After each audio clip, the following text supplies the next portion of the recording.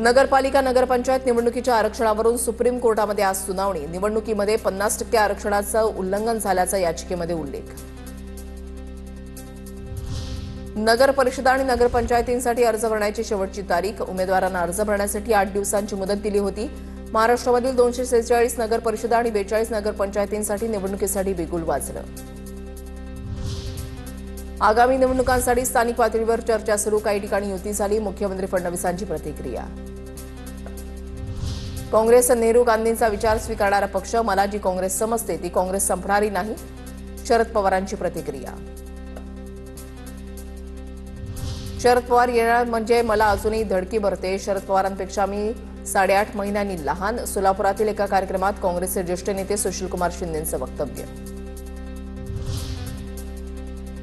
मनसेचे नेते अमित ठाकरेंसह 70 मनसैनिकांवर गुन्हा दाखल। नेरूळमधील शिवस्मारकाला परवानगी न घेता जमावबंदीचं उल्लंघन केल्यानं मनसैनिकांवर गुन्हा दाखल। अमित ठाकरेंवर राजकीय कारकिर्दीमधला हा पहिलाच गुन्हा। नेरूळमध्ये अमित ठाकरे आणि मनसे कार्यकर्त्यांकडून शिवस्मारकाचं लोकार्पण। पुतळा उद्घाटनाला का बोलावलं नाही? भाजपच्या देवा म्हात्रेंचा गजानन काळेंना सवाल। भाजप पदाधिकारी देवा म्हात्रे आणि मनसेच्या कार्यकर्त्यांमध्ये शाब्दिक वाद। रमेश पाटलांचा कृषीमंत्री दत्ता भरणेंना कॉल। शेतकऱ्यांना मदत मिळत नसल्यामुळे नाराजी व्यक्त। मदत न मिळाल्यास आंदोलन करण्याचा इशारा।